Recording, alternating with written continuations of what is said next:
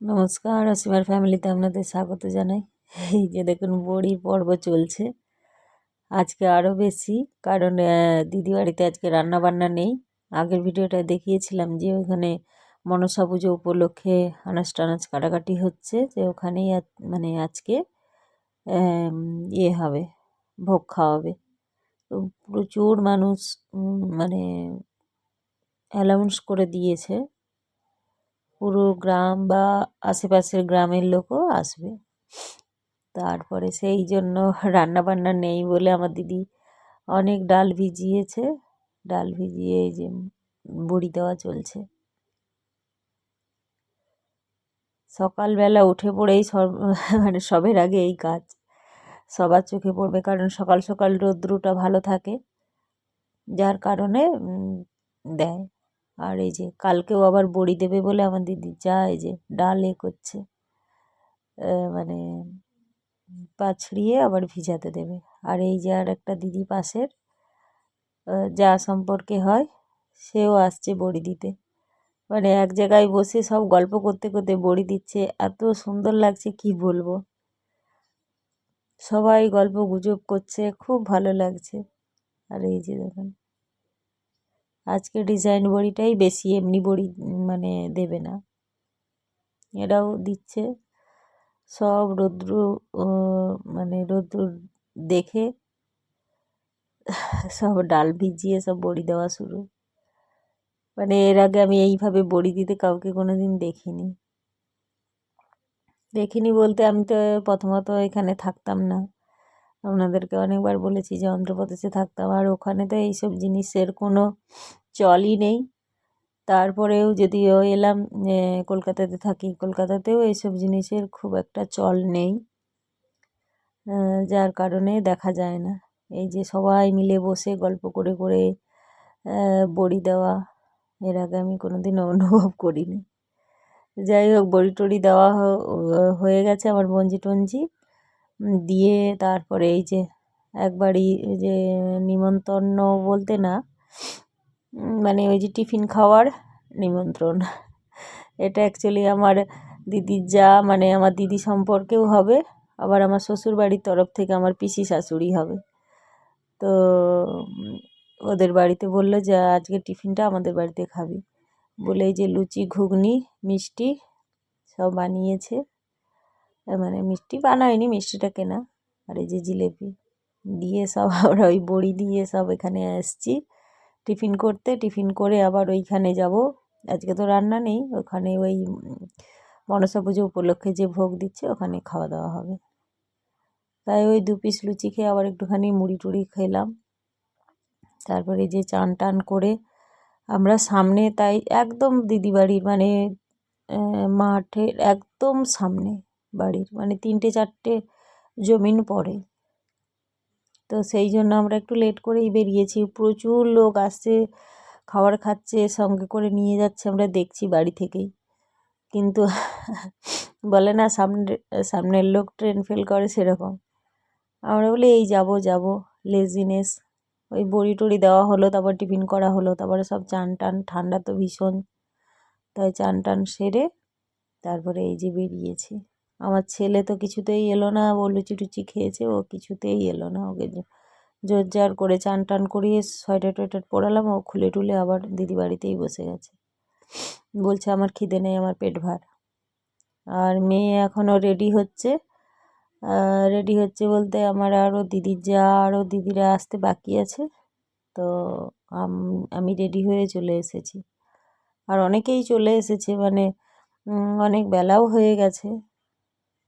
তো অনেকক্ষণ ধরে পঙ্গর দেওয়া শুরু হয়ে গেছে, এখানে আবার কীর্তন হচ্ছে, খুব ভালোও লাগছে শুনতে। আর আর এই যে ভালো লাগছে বলতে কি, একদম দিদি বাড়ির পাশে এটা, যার কারণে বাড়ি থেকেই শোনা যাচ্ছে। আর এই যে দেখুন লোক, ভীষণ লোক হয়েছে, সেবা চলছে, সবাই খাচ্ছে। এই যে গান আর চলছে ওখানে, সবাই মানে সেবা করছে, আবার বাড়ির জন্যও অনেকে নিয়ে যাচ্ছে। যেহেতু এটা মাঠের মধ্যে, তো প্রচুর পরিমাণে লোক। একসঙ্গে বসে মানে খাওয়া দাওয়া করছে, অসুবিধা হচ্ছে না। আর এখানে এই যে নাম কীর্তন হচ্ছে, এই যে দেখুন, মানে আমরা অনেক পরে এসেছি। এর আগে সব লাইন মানে বসার জন্য লাইন দিয়ে সব পেছনে পেছনে দাঁড়িয়ে ছিল, মানে এতটাই ভিড় ছিল।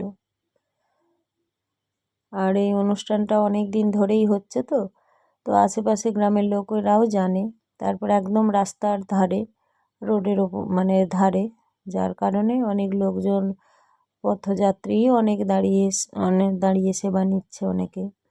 আবার মানে বিভিন্ন গ্রাম থেকে লোক এসেও এখানে খাওয়া দাওয়া করছে। প্রত্যেকটা বাড়িতে আত্মীয় স্বজন এসেছে, তো সেই জন্য ভীষণ লোকজন। তো যাই হোক, ওখানে তো হচ্ছে, এখন তো আমরা লাইন পাবো না, তাই ভাবলাম একটু ঠাকুর প্রণাম করে আসি। এই যে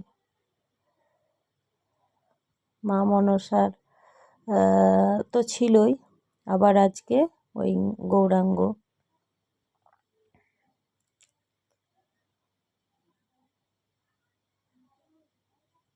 মহাপ্রভু এসেছে। এই সেবার দিনই আসে, আবার চলে যায়। আর বাকি দিন তো এই মনসা মা মানে আগে থেকেই আসে। আর নাগ নাগিনটা মানুষ রূপ দিয়েছে, খুব সুন্দর লাগছে। এই যে দেখুন, ভিড় কমার নাম নেই। তো যাই হোক, আমার মানে ডাকছে, ওদিকে বলছে ফাঁকা আছে, তো আস্তে আস্তে করে যাই আমরা, গিয়ে দেখছি লাইনটা কীভাবে পাওয়া যায়। এই যে অ্যাকচুয়ালি লোক খাচ্ছে, তারই পিছনে সব দাঁড়িয়ে আছে।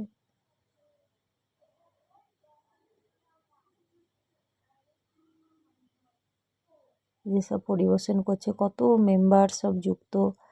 আর আগের দিন কত রাত্রি করে সব আনাজ টানাজ কাটা হচ্ছিল, তো ভিডিওতে দেখিয়েছিলাম। আর সারা রাত লোক ছিল এখানে, যেহেতু আমার দিদিবাড়ির একদম কাছাকাছি, তো আমরা মানে জানি। অনেক রাত্রি করে মাইকও চলছিল, মানে গান বাজনা হচ্ছিল, যাতে ওদের অসুবিধা না হয়।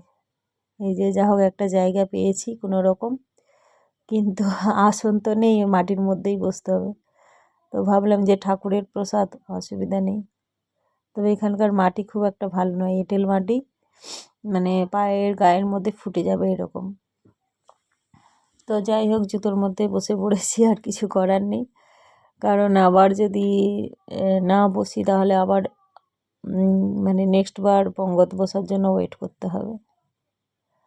তো বসে তো অনেকক্ষণ ছিলাম। তারপরে এই যে প্রায় 10-15 মিনিট পরে এই পাতা এলো, সবে পাতা এলো। তারপরে এই জল এলো, আর পাতা বসছে না, এদিক ওদিক হচ্ছে। মানে কিছু একটা তো কম পড়ে গেছিলো না কি জানি না, যার কারণে অনেক পরে পাতা এলো।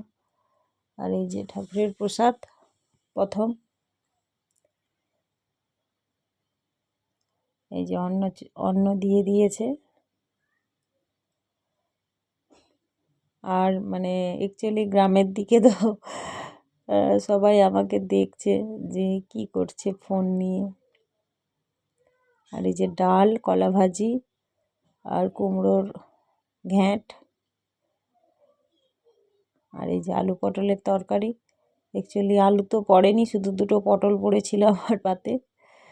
তো যাই হোক, ভালোভাবে সেবা হয়েছে, আর সব গরম গরম ছিল, খুব খেয়ে তৃপ্তি পেয়েছি। মানে আমার অল্পই হোক, একটু গরম গরম হলে, যেহেতু ঠান্ডা, ভীষণ ঠান্ডা, তো একটু গরম গরম হলেই ভালো লাগে। আর চাটনি ছিল, চাটনিটা আর আপনাদেরকে দেখানো হলো না। তো যাই হোক, এই যে আবার সেবা নিচ্ছে, আমাদের হয়ে গেছে যা। আর এই যে দেখুন, সকালের বড়ি দেওয়ার কাজগুলো এখন আবার, মানে অনেক খাটুনি। আমি তো অ্যাকচুয়ালি দেখিনি কিভাবে দেয়, কিভাবে কি করে। এই যে সকালে যেই বড়িগুলো দিয়েছিল, এই এতবেলা সব তুলে সেগুলোকে করছে, মানে উল্টে দিয়েছিল। আবার এইটা পরের দিন, মানে এইটা পরের দিন আবার বড়ি দেওয়া হচ্ছে। এই যে উল্টোনোগুলো আগের দিন দেওয়া হয়েছিল। এটা অ্যাকচুয়ালি এই পরের দিন ওই যে আমরা সেবা টেবা নিলাম তার পরের দিন ওই বড়ি টড়ি দিয়ে আবার আমার বোনঝি আমরা চলে যাব কালকে। সেই জন্য দিদি বাড়িতে অ্যাকচুয়ালি তো বিয়ে বাড়ি সেরে তারপরে একদিন গ্যাপ দিয়ে তারপরে আবার ওই প্রসাদ পাওয়ার ছিল, তাই চলে যাব বলে। অন্নপ্রাশন বাড়ি আছে আপনাদের বলেছিলাম, তাই দিদি একটুখানি মাংস নিয়ে এলো। একটুখানি নেই মানে সবার জন্যই, ওই মাংস আর একটুখানি ভাজাভুজি হবে। আর বড়িও সবে উঠেছে বলে বড়িও ভেজেছে আমার জন্য। আর অ্যাকচুয়ালি গ্যাসে এই যে মূলো ভাজা, পটল ভাজা, শিম ভাজা আর বড়ি ভাজা আর মাংস আর স্যালাড ট্যালাড আছে। আর আমি চলে যাব বলেই এই বড়িটা ভেজেছে, মানে আমাকেও দেবে কিন্তু এখনও শুকনো সেভাবে হয়নি, তা আমি বলেছি পরে আমাকে পাঠাবি।